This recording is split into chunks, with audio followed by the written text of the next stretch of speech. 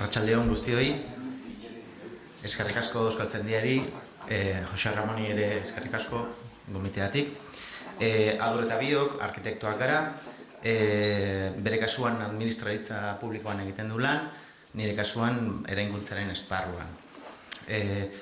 Ondoren egingo duguna izango da, azkenengo 2 urte hauetan, Udako Euskal Unibertsitatearen bitartez edo laguntzarekin batera egin ditugun hausnarketa batzuk zuei plazaratu. Nik egingo dut hasieran oso radiografia arina edo gutxi gora berako biztazo bat, arkitekturaren munduan nola dagoen, Elisabetek egin duenen bezala, eta gero Adurrek pixkate korpostuko du gure tesia edo gure planteamendua. Euskal Herriak, arituko gara batez ere hegoaldiari buruz, eta hegoaldearen barnean gure errealitatea Eusko Autonomi Erkidegoa da. Nahiz eta Hego Euskal Herriak 2 arkitektura eskola ditu, bat dakizunez Iruñan dago, eta bestea Donostian EHUko arkitektura eskola. Arkitektura goi eskola teknikoak 35 urte bete izan zituen iaz, eta badira 20 urte Euskal Adarra ireki zutenetik. 1995, 1996 ikasurtean. Euskara Hutsean ikasetako arkitektoak, hortaz, gu 2 lagin gara, lanean gaude, bai esparru pribatuan eta bai esparru publikoan ere. Euskal Arkitektura Eskolako Euskal Adarraren sorrerak esparru akademikoan ere hainbat mugorrez ezarri ditu. Analona, Marte Mujika irakaslearen eskutik aurkeztu zen lehenengo doktorego tesia, euskarazko lehenengo doktorego tesia. Orduz geroztik, 2007 urtetik geroztik, ordea beste 4 tesi besterik ez dira aurkeztu euskaraz. Azpimarratu beharra dago ere bai, Udako Euskal Unibertsitatearen arkitektura sailak bultzatu zuen aldiri arkitektura eta aldizkaria, Euskara Hutsean argitaratzen den arkitektura aldizkari bakarra, irizpide zientifikoekin, eta jada 34. Zenbakian daude. Liburugintzaren alorrean, titulu klasikoen itzulpena egon da, baina baita ekarpen berriak ere, irakasle, ikerlari eta arkitekto gazten, normalen gazteak izaten dira, baina denetari dago, Analona, Maider Uriarte, Unai Fernandez de Betoño, Leire Milikua, Iñat Agarrizabal, Garbiñe Pedroso. Aipatu beharra dago, EHUko arkitektura eskolan sortutako arkitektura, erekuntza eta erigintza hiztegia. Bertako irakasle diren Vicente Taberna, Lauren Etxepare, Unai Fernandez de Betoño, beste oso ekimen kolektibo izan zen, irakasleen bultzari esker. Naiz eta ekimen apala izan, eta pixat errotzen dute Elisabetek esaten zuenarekin, laguntza ezinbestekoa da, lanbide euskaraz jorratu nahi duguntzako. Eta esan beharra dago, hiztegiak, ia ekimen pertsonaltzat hartu daitekela, eta gora bera asko bizi izan dituela, servidore aldaketa asko, batzutan irakaslearen orrialde pertsonalean eskegi behar zen, hori. Eta hortaz, testu ingurua, grupaek 20 urte bete baditu, guk ere 20 urte bete izan dugu lanbidean, eta iruditzen zitzaigun, dela pare bat urte, iruditu zitzaigun momentua zela hausnarketa bat egiteko eta ikusteko ze puntutan gauden, ez? Besterik gabe, 2 esparru nagusi ditugu arkitekturan, bat da arkitektura, eraikuntza, eta beste bat da hirigintza. Disiplina bakoitzean badago bere, nolabait esateko, bere ezaugarriak ditu, baina baditugu legedi eta kode teknikoen garrantzia bat dago, adibidez Espainiar Estatu mailan eraikigintzaren kode teknikoa bete behar dugu, Gorka Lazkano eta Patxi Petrinaren itzultzaien eskutik. Kode hau legeak, Elixabetek epaitu dituen legeak bezala urtetik urtera aldatu egiten da, hortaz, liburu batean izatea apalan, ez da bat ere eraginkorra. Gero badaude, ez da, esan ikusten, hau da Euskal Autonomia Erkidegoko lurzoru legearen lehenengo edizio, oso edizio polita, eta, bueno, baina jada 12 urte ditu eta desente aldatu egin da. Baina, bai autonomia erkidegoan eta bai foru erkidegoan ere, esan beharra dago, legeak bete behar direla eta ezin duela egon zirrikiturik Espainiako gaztelerako bertsiotik euskarako bertsiora. Elisabetek esan duen berdin-berdinak bere hasierako oso ondo onda bere testu inguru hori, gurean berdina delako. Esan beharra dago, hirigintzan, nolabait parte hartze publikoaren moda edo gutxienez ohitura sano hori ikusita, nolabait hizkuntza eskubideen begirunea sendotu egin dela eta nolabait txertatu egin dela. Hortaz, beti daukagu, dekretu edo alde publikoko ekarpen hori edo legediaren betetze hori beti normalean izaten dugu bi aldetan, ez? Gure kezka erabilpena zen. Bestalde batetik, eraikuntzari dagokionez, eraikintzak batez ere Euskal Herrian, zurginen eta arginen hiztegi oparo bat dauka. Egia da, bagian hiztegi hori teknologien bilakarekin pixkat aldatu egin dela. Eta nahi baduzu jarraitu dezakezu esparru publikoaren ikuspuntutik. Bai. Esparru publikoari dagokionez, Lehenoi Baiek aipatu dune bezala, esparru publikoa eta pribatua gure ogibidean nahiko bereizten dira. Eta horra aipatu beharko litzateke, urrats nabarmenak eman diala administrazio mailan, gaur egun Euskal Autonomia Erkidegoko udaletxetan, arkitekto postua, udal arkitekto postua lortzeko eskatzen den hizkuntz eskakizunetan adibidez hobekuntza nabarmenak egon direlako eta gaur egun arraroa, leku batzuetan ezain arraroa, baina euskara txukunean arituko ez zaizun teknikari gazte bat ez topatzea arraroa izan daiteke. Bestalde, plangintza orokorrari dagokionez, egia da baita Ibaiek aipatu bezala urratsak eman direla euskararen erabilerarekin, baina baita ere eskakizuna egiten ari dira hainbat udalerri beren lehiaketetan plan orokorra bezalako proiektu anitz bat eta disiplina ugari ikutzen ditun bat talde buru guztiak euskaldunak edo eskakizun bat akreditatu dezaten eta oso zaila gertatzen ari da. Azken finean, orokorrean gazteleraz lantzen delako eta gero itzulpenera jo. Eta zentzu hortan ere, tokiko administraritzak badauka ezaugarri bat, eta da orokorrean etxean ez dituela proiektu horiek, berak erabiltzen ditun proiektu eta plangintza horiek sortzen. Beti normalean esparru pribatutik hornitzen da.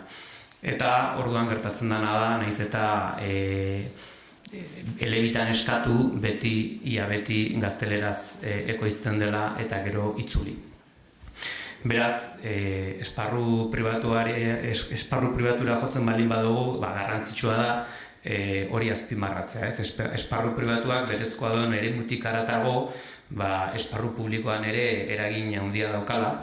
Esparru publikoa ia beti hornitzen delako bai hirigintzan eta bai eraikuntzan esparru pribatutik.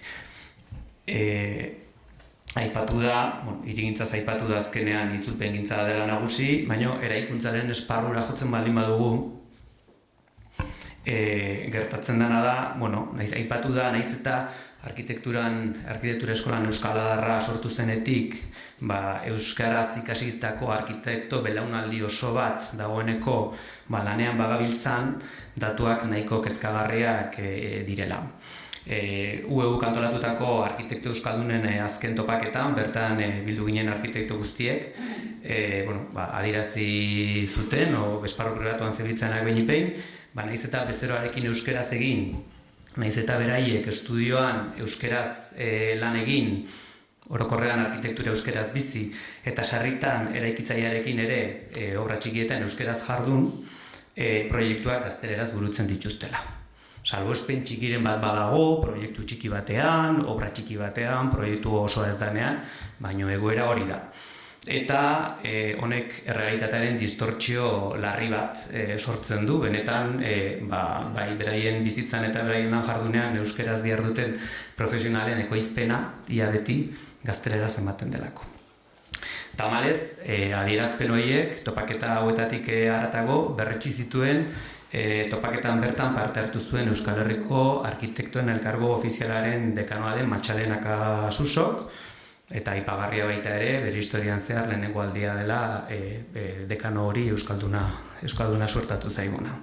Datua 2016koa da, baina berretsi zuen ordura arte elkargoan aipatu behar da proiektuak eraiki baino lehen eta udaletxea aurkeztu baino lehen bisatu behar direla, ez dela sekula euskara hutsean egindako proiektu osorik jaso. Egon badaude proiektuaren zati ezberdinak euskaraz dituzten proiektuak, baina ez osorik euskeraz dauden proiektuak. Ziurrenik egoera ulertzeko gakoa hor egon liteke, proiektu batek alegia zati asko dituela, eta lehen esan dugun moduan, lege eta araudi askoren justifikazioak proiektuaren lanordu asko hartzen ditu, eta proiektuaren beraren zati handi bat ere bai.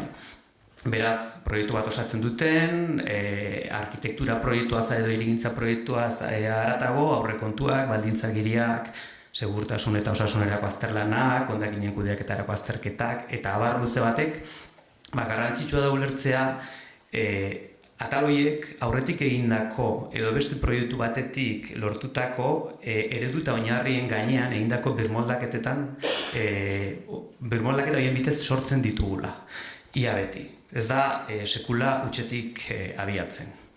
Beraz, orain arte aipatutako azalpen horiekin, ez galdera da non legokeen arkitekturaren esparruan euskara ez erabiltzea eragiten duen oztopoa edo oztopoak, ez? Gure hausnarketaren ondoren ikusten dugu, lehen oztopoa izango litzatekela arkitektura hirigintzan darabilgun euskara teknikoa ez daukagula normalizatu edo harmonizatua. Aste honetan, berrian irakurtzen nuen, beste alor teknikotan dabiltzan profesionalak nola euskara batuaren sorrerarekin adostu zituzten beraien esparrutan funtsezkoak ziren terminologia zehatzak, ez? Eta guk ez ditugu, gaurdaino berebiziko garrantzia duten ez ditugu kontzeptu horiek finkatu. Hirigintza plana, plangintza edo egitamua. Esekuzio, egikaritze, eraikuntza edo gauzatze proiektua. Hiritartze edo urbanizazio jarduketa, eta hainbat kasu daude, ez? Gazteleran ordea ez dago, halako arazorik, eta arkitektu euskaldunari ziurgabetasuna eragiten dio gazteleraz finkaturik dagoen kontzeptu bat, o kontzeptu bakoitza euskaraz darabilenean, zein hitz edo esamolde erabiliko duen bere kabuz aukeratu beharrak. Aipatu da, orain arte, lege eta araudi ezberdinek ere hornitu dutela gure hiztegia, azkenean publikoki argitaratzen direnez, elebitan argitaratzen direlako, baina lege batetik bestera, araudi batetik bestera, aldaketa nabarmenak ematen dira funtsezko terminologia horretan, eta nabarmena da askotan itzultzaileek zailtasunak izaten dituztela itzuli beharreko testu horren esanahia ulertzen. Eta honekin ez nuke polemikarik sortu nahi, alderantziz ere gertatzen zaigulako. Guk euskeraz ekoizten dugu eta guk euskeraz sortzen dugu eta gaztelerara itzultzera bidaltzen ditugu dokumentuak, eta jasotzen ditugun dokumentu itzuli horietan berbera somatzen dugu. Hau da, itzultzaileak zailtasunak ditula zenbait kontzeptu tekniko ulertzeko. Bigarren oztopoa, oraintxe aipatu dugun normalizazio lan horretan beharrezkoa izango litzateken lidergoa eramango lukeen aditu talde horren osaketa ez daukagula. Hirugarren oztopoa, ez ditugula eskuragarri euskeraz eginda dauden ereduak. Aipatu ditugu, proiektuak osatzen dituzten dokumentu ezberdin horiek normalean egindako ereduetan birmoldaketen bitez sortzen ditugula, eta horiek euskeraz ez ditugu. Beraz, lanbidearen egunerokotasunean gazteleraz eskuragarri ditugun ereduetara jotzen dugu lan ekonomiagatik. Laugarren oztopoa, nahiz eta apurka-apurka arkitektu euskaldun batzuk badabiltzan bere estudioen bakardadean zati horiek euskeratzen, eredu horiek ez dute zabalkunderik gainerako arkitektoen artean. Ez daukagulako nolabait arkitekto euskaldunen sare antolatu bat edo dokumentu horiek partekatzeko sare bat. Bosgarren oztopoa, aipatu da baita ere, eraikuntzari dagokionez, naiz tradizioz Euskal Herrian garatu diren zurgintza eta argintza bezalako gebideen listegia beratxan, egia da transmisoaren eten bat eman dela, eta teknika berriak ekarri dituzten berrikuntzak izendatu beharra izan dela, baina unibertsitateak azken urteetan irakaskuntza, euskaraz emandako irakaskuntza prozesuari esker nolabait finkatu duen hiztegi hori ere ez da lortu gizarteratzea eta lanean gabiltzan profesionalei zabaltzea.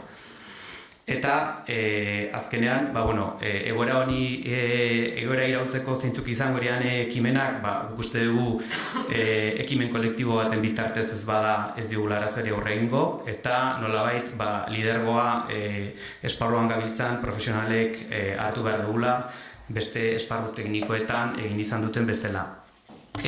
Uste dugu ezinbestekoa dela arkitekto euskaldunen sare bat antolatzea eta helburu horretan sortu zen UEUk sortu zituen arkitekto euskaldunen topaketa hauek nolabait hazi hori ereiteko eta argi ikusten dugu baita ere lantalde horrek sinergiak lortu beharko lituzkela Euskal Herriko Arkitektura Eskolako Euskal Adarreko mundu akademikoarekin, itzulpegintzan dabiltzan adituekin eta nola ez euskaltzaindiarekin. Eta bukatzeko uste dugu larrialdi egoera batean gaudela, Euskara Batua sortu zenetik 50 urte igaro diren honetan arkitekto euskaldunen ekoizpen ia guztia gazteleraz ematen delako. Lehen urratsak uste dugu eraikuntza arkitektura eta hirigintzari dagokion hiztegi orokor hori finkatzea baino, lanbidearen garapenean funtsezkoak diren kontzeptuen finkatzeak behar lukela, eta uste dugu hori lortuta bai arkitektoen elkargoaren laguntzaz hori profesional guztiei oso modu azkarrean zabaltzeko moduan egongo ginatekela eta herri arduralaritzaren Euskal Erakundearen bitartez UEMA edo Udel bezalako erakundeen bitartez ere administrazio publikoan oso azkar zabaltzeko moduan geundekela.